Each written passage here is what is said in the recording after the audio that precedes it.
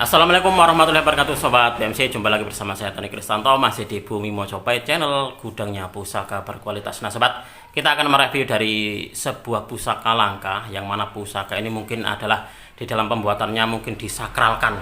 Pusaka ini bisa dikatakan cukup langka dan juga cukup eksotis Sobat, baik dari pamornya ataupun juga dari bilahnya. Nah ini kalau Anda melihat ini ada dua buah pusaka. Nah kalau untuk yang ini Sobat, untuk di pusaka ini dia unik di bilahnya. Nah tapi kalau untuk yang ini unik di pamornya. Nanti kita akan melihat bersama-sama. Sekaligus saya juga ingin bertanya kepada Anda, pendapat Anda seperti apa kalau mendapati pusaka yang seperti ini gitu loh.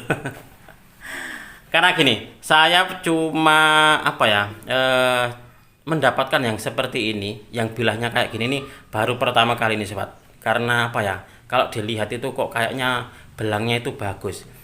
Padahal belangnya ini bukanlah sebuah pamor, tetapi sebuah mungkin dalam proses penyepuannya ini Sobat. Nah ini. Tetapi sebelum saya ajak Anda untuk melihat dari kedua buah pusakanya, ini tadi ada yang bertanya tentang Mas punya punya cincin Ganesha nggak? Nah ini saya kebetulan juga punya cincin Ganesha Sobat. Mungkin di antara Sobat ini ada yang sedang mencari cincin antik seperti ini. Nah ini mungkin bisa menjadi sebuah solusi. Lalu juga di sini ada cincin ini kayak huruf gitu seperti itu Sobat.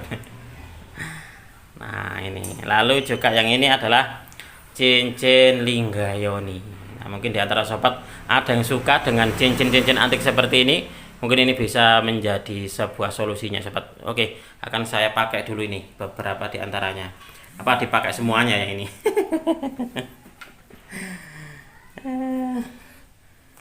Oke, biar kelihatan tampil beda gitu. Oke Sobat, kalau di sini pun juga Anda melihat ada semacam kayak semacam pusaka antik juga. Nah ini adalah Bajra Kila nih kalau untuk saya. Ini mungkin jika di antara Sobat ada juga yang suka dengan pusaka-pusaka antik seperti ini. Nah mungkin ini silakan kalau ada yang tertarik. Ini bagus nih pusakanya nih Sobat. Ini kalau nggak salah sudah sangat lama sekali nih saya miliki untuk di Bajra Kilanya ini Sobat. Nah seperti ini ukirannya detail dan juga ngerawit seperti ini Sobat, dan juga semacam kayak ada cakarnya gitu. Nah, di bagian tengah-tengah cakarnya ini ada semacam kayak mata sula, keren. Oke Sobat, kita akan melihat bersama-sama seperti apa sih wujud dari pusakanya. Nah ini kalau untuk yang ini dapurnya itu adalah dapur sederhana, tetapi dia memiliki pamor yang istimewa. Nanti akan saya tunjukkan kepada Anda, sekaligus saya ingin mendapatkan sebuah pendapat kira-kira untuk di pamornya gitu. Pamornya ini masuk di pamor apa gitu. Nah lalu yang ini dia luk 11 Sobat. Nah luk 11, dan untuk di bilahnya sendiri ini tantingannya ringan banget. Coba kita akan melihatnya bersama-sama. Ini keduanya sudah dalam posisi diwarangi, dan juga untuk diwarangkannya ini pun juga sudah dalam kondisi diservis oleh tukang warangka saya Sobat. Yuk kita akan melihat bersama-sama seperti apa wujud dari kedua buah pusakanya. Baik Sobat BMC, kita akan melihat bersama-sama kedua buah pusakanya yang saya katakan mungkin ini adalah pusaka langka, sekaligus di dalam pembuatannya mungkin ini disakralkan ini Sobat. Nah kita akan melihat bersama-sama dulu dari yang ini dulu, karena gini, untuk di pusaka ini bisa dibilang itu untuk mendapatkannya itu penuh dengan perjuangan. Nah untuk diwarangkannya sendiri dia memakai stel dari Branggah Yogyakarta. Untuk di kayunya mungkin ini adalah kayu Timoho ini Sobat. Nah dia memakai pendok selorok. Nah seperti ini bagus banget ini. Dan untuk diwarangkannya ini masih originalnya, jadi saya tidak menggantinya, karena tak lihat ini untuk diwarangkannya masih bagus. Akhirnya cuma tak serviskan saja ke tukang saya ini Sobat. Nah ini untuk di bagian dalamnya ini ada warna merah, ini adalah kain bludru merah Sobat. Tak suruh untuk menggantikan bludru merahnya yang lama itu sudah kusam. Akhirnya untuk di tukang saya tak suruh mengganti untuk yang baru. Silakan diganti yang baru saja Mas, biar terlihat apa ya, terlihat bersih dan juga terlihatnya itu wangun gitu, terlihat serasi. Oke, kita akan melihat wujudnya seperti apa ini sobat. Nah ini adalah wujud dari pusakanya. Ini kalau Anda melihat di sini sobat, ini looknya look 11. Look 11 ini adalah dapurnya dapur Sabuk Inten. Nah, mungkin di antara sobat ini sekilas tidak ada yang istimewa dari dapur pusaka ini sobat. Tetapi kalau bagi Anda yang jeli gitu melihatnya, coba Anda lihat di bagian bilahnya. Nah, bilahnya ini terkesan ada belang-belangnya sobat. Nah, ini kalau Anda melihat di sini, nah ini dia ada belangnya putih kehijauan. Nah, ini lalu juga ini. Nah, ini pun juga dia putih kehijauan. Nah, ini pun juga sama. Nah, kira-kira bilah yang seperti ini, nah ini pun juga ada, lalu seperti ini. Nah, di sini. Nah, ini. Dan di baliknya pun juga ada ini sobat. Nah, ini. Nah, ini. Jadi dia belangnya itu apa ya? Menyeberang dari bilahnya. Nah, apakah untuk di bilahnya seperti ini memberikan kesan kayak belang-belang itu, apakah karena proses penyepuannya ataukah ada sesuatu yang khusus dalam tanda kutip gitu sobat? Kalau menurut Anda seperti apa? Nah, kalau kita melihat untuk di bilahnya sendiri, ini tantingannya ini ringan banget ini sobat. Nah, jadi ini tantingannya ringan, dan kalau untuk saya melihatnya di pamornya ini kayaknya pamor apa ini ya? Kayak pamor Tirto Tumetes ini sobat. Nah, untuk di pamornya kayak pamor Tirto Tumetes. Nah, ini pusakanya keren nih. Nah, kalau Anda melihat di sini untuk di kembang kacangnya ini pun juga masih utuh dan juga kokoh banget ini sobat. Pusaka ini bisa dibilang penuh perjuangan karena gini, pemiliknya ini memang tahu ini barangnya adalah pusaka berkelas atau pusaka bagus gitu. Itulah kenapa dalam memaharinya gitu saya penuh dengan apa ya penuh dengan perjuangan agar bisa memiliki pusaka ini sobat. Nah, ini keren ini. Coba kita akan melihat bersama-sama lebih detail dari bilahnya. Nah, kalau kita perhatikan lebih lebih dekat gini tidak begitu kentara, tetapi kalau kita sedikit kita jauhkan seperti ini sobat, maka akan terlihat belang-belangnya ini. Nah, ini belang-belangnya seperti ini. Dan ini pun sebelum diwarangi, nah ini pun juga sama seperti ini sobat. Makanya terus kenapa saya itu penasaran. Saya penasaran dengan keris ini. Kok bisa ya belang-belang kayak gini? Apakah nanti setelah diwarangi masih belang-belang ataukah seperti apa gitu.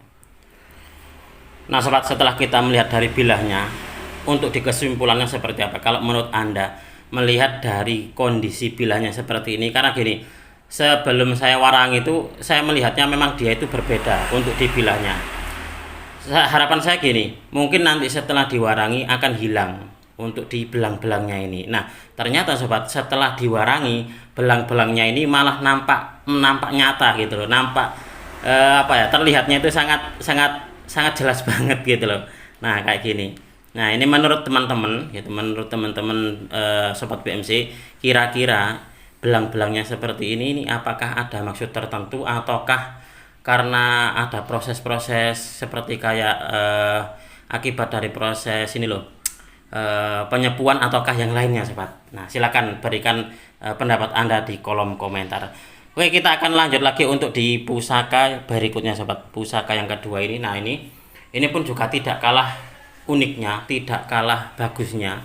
Nah, untuk diwarangkannya Ladrang Solo atau Ladrang Surakarta, dia gandar iras ini sobat. Coba kita akan melihat wujud dari pusakanya. Sebenarnya kalau masalah dapurnya ini adalah dapur dapur sederhana. Dapurnya adalah dapur tilam upih. Tetapi sobat, kalau Anda melihat untuk di pamornya, saya kok baru pertama kali melihat pamor yang seperti ini. Nah, ini semacam kayak lentang kemukus di bagian sor-sorannya ini.